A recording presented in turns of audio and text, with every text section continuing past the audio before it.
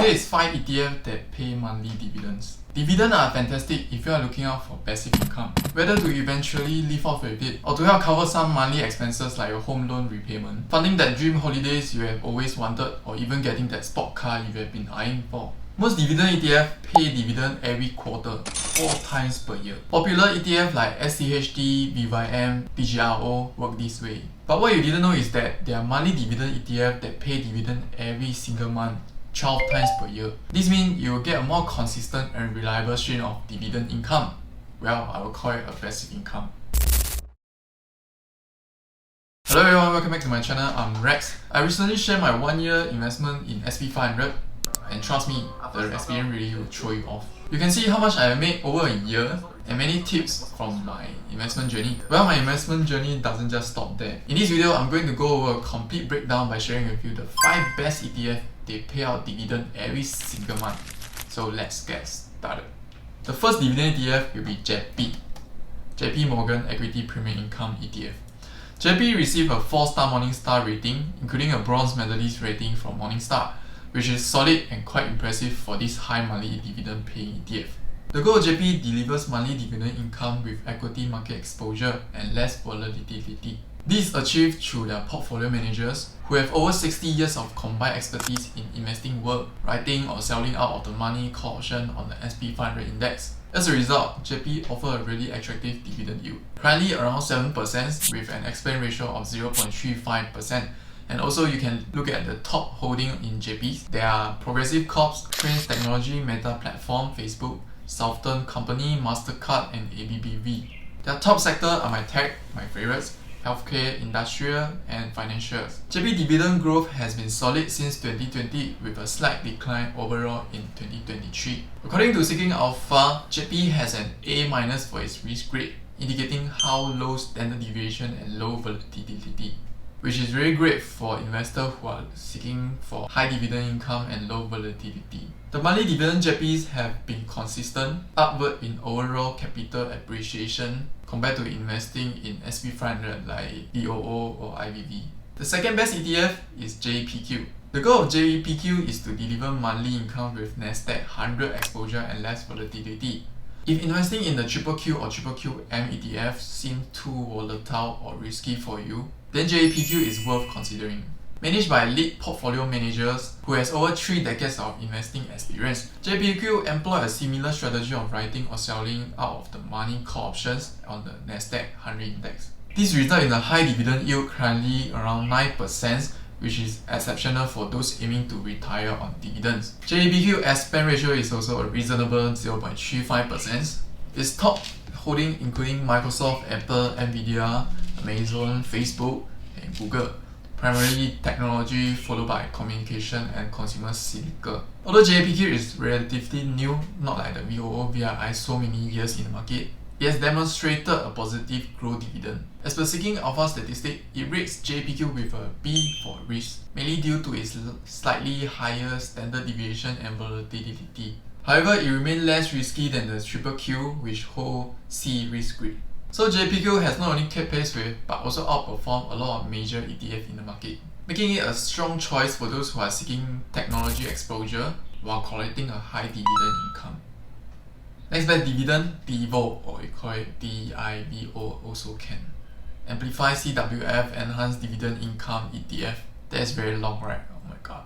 DIVO is composed of high quality dividend oriented stocks with a history of dividend growth along with cover calls on these individual stocks. This ETF is managed by DIVO Sub-Advisor Capital Wealth Planning (CWP) and boasts a 5-star Morningstar rating, indicating its reputable standing. The current dividend yield for DIVO is around 4.4%, which is higher than popular quarterly paying ETF like SCHD. The expense ratio is 0.56%, which is a bit high for my liking, but you still can like it. But it is justified by the quality of the fund. Its top holdings include like United Health, Visa, Apple, Microsoft, and Procter & Gamble, with diversified sector including financial, healthcare, information, technology, industrial, and consumer discretionary. Its dividend growth has been stable since its peak in 2019.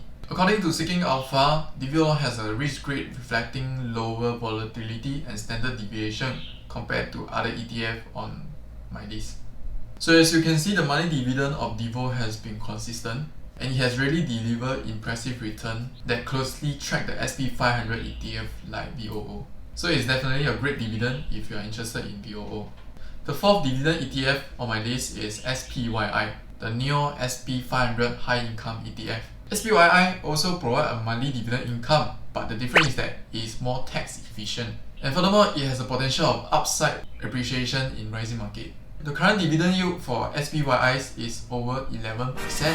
The highest on my list, and is a compelling choice for dividend-focused investor. Good, right? I wish I knew earlier, but I have already went too much with the VII, but never mind, I will start again. The expense ratio is 0.68%, which is on the higher side, but reflective of the high double-digit yield it offers. So definitely can cover back if you do a bit of calculation, but it takes a few years. So what is their top holdings? As you can see, they are Microsoft, Apple, Nvidia, Meta, Platform, Amazon and Google, all the top US individual stocks, with sector allocating mirroring the SP500, notably in the infotech, financial, healthcare, consumer silicon and communication. Again, their dividend growth has surged since its reception in late 2022.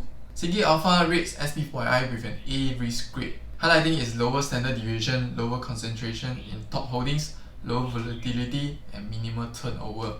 So SPYI is nonetheless an excellent option if you are looking for high yield income while benefiting from the market appreciation. Coming in number 5, I wouldn't say it's the best dividend ETF, but it's definitely something I wish I knew about it earlier. It's the SPHD, the Invesco SP500 High Dividend Low Volatility ETF. True to its name, SPHD includes 50 stocks from the SP500 index that have historically had high yield and low volatility. The current dividend yield for SPHD is around 3.5%, which is respectable, especially considering it has one of the lowest expense ratio on my list at just 0.3%, while 3.5% is closely similar to what bank is currently offering now, but I think you will want to go higher than that. But that's okay, let's continue to see what this ETF offers. Its top holding includes Crown Castle, Verizon, Altria, AT&T, YC Properties and Bristol Myers Squibb. Wow. Yeah, I know these names are quite foreign to me, I think for other investors as well. This sector in fact are non-tech focused industrial, making SPHD a great choice for those who are seeking diversification beyond technology stocks.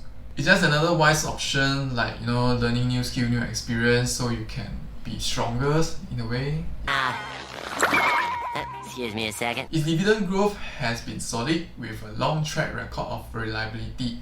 SCHD Alpha rates SPHD with a C+ risk grade due to its high standard deviation and turnover. Well, it's normal because its strategy only focusing on 50 stocks. The monthly dividend SPHD have been consistent and stable, making it a favorable choice for those who are seeking real reliable income and a more diversified sector exposure. Here's the table for all the ETF dividend that I have mentioned: JEPI, JEPQ, DIVO, SPYI, SPHD. I'm sure you are now excited about choosing your dividend ETF, but I just want to emphasize the basics when it comes to investing in ETF. Same goes to the idea of business operations, low cost equal to higher net profit.